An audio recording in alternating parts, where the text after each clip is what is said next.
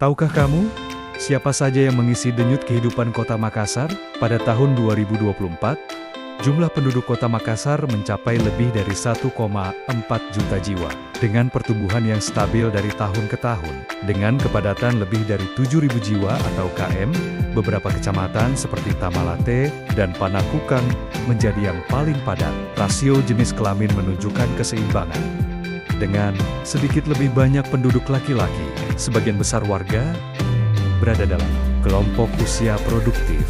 Tingkat partisipasi Angkatan Kerja tahun 2024 mencapai lebih dari 66%, dengan tingkat pengangguran sekitar 8%. Mayoritas warga Makassar bekerja di sektor konstruksi. Ini menjadi tulang punggung ekonomi kota.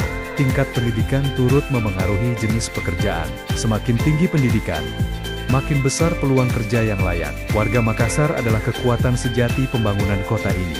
Mari terus berkarya dan tumbuh bersama.